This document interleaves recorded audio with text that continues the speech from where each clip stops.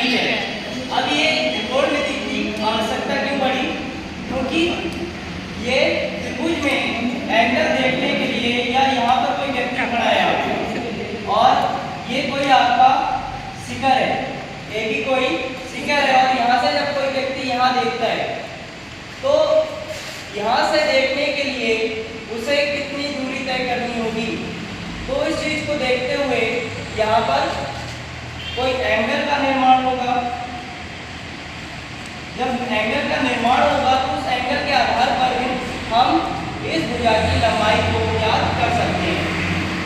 तो यहाँ पर इस त्रिभुज में कितनी भुजाएं होती हैं? 3 भुजाएं होती हैं और 3 ही एंगल होते हैं, एक 90 एंगल और एक ये एंगल और एक ये एंगल। फिर इसके बाद अगर एंगल बी है, एंगल बी है तो बी एंगल जो होगा वो आपका 90 एंगल है, क्योंकि ये आपकी तो सीधी भुजा है और सीधी भुजा है तो ये लंब हो जाएगा। लंब भी लेकिन कुछ स्थितियों पर अलग अलग होता है, लेकिन एक स्थिति तय है कि 90 एंगल के सामने वाली भुजा, 90 के सामने वाली भुजा क्या होगी? वो हमेशा कर्ण होगी। 90 के सामने वाली भुजा हमेशा क्या कहलाएगी? कर्ण। अब अगर हम यहाँ पर कोई व्यक्ति खड़ा है तो इन दो भुजाओं के मध्य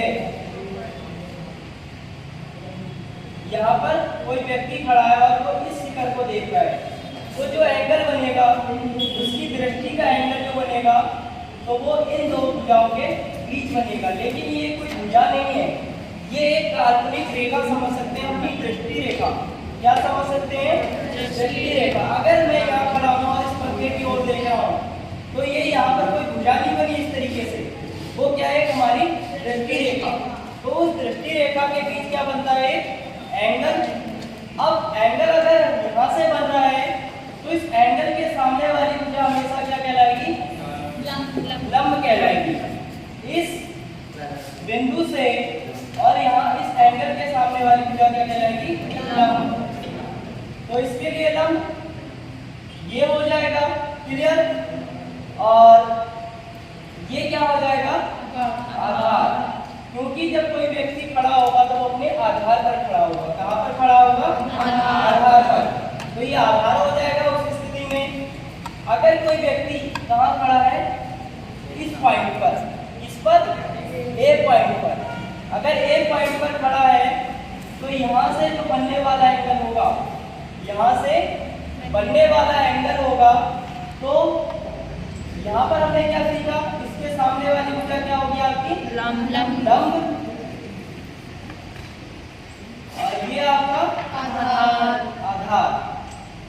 अब यहाँ पर कोई व्यक्ति खड़ा है तो इसी के अनुसार, इसी त्रिभुज के अनुसार फिर ये क्या होगा?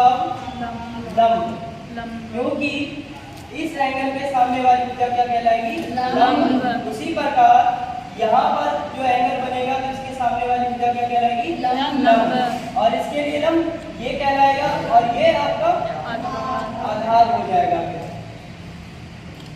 मतलब ये एंगल जहाँ बनेगा वो आधार कहलाएगा। कहने का मतलब ये है कि दो भुजाओं के मध्य बनने वाले एंगल के सामने वाली भुजा को क्या बोलते हैं? लंब।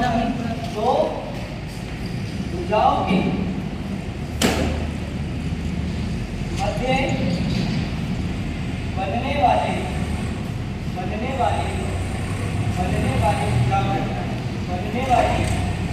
भुजा को लंब कहते हैं। ठीक है, लंब कहते हैं। और आधार क्या होगा? जिस भुजा पर क्या बने? कोण। जिस भुजा पर कोण बनता है उसे आधार बोलते हैं। ठीक है। अब यहाँ पर देखो कोण कहाँ बन रहा है? इस आधार पर, तो ये आधार हो जाएगा और इसके सामने वाली भुजा लंब हो जाएगी। और अगर यहाँ पर कोई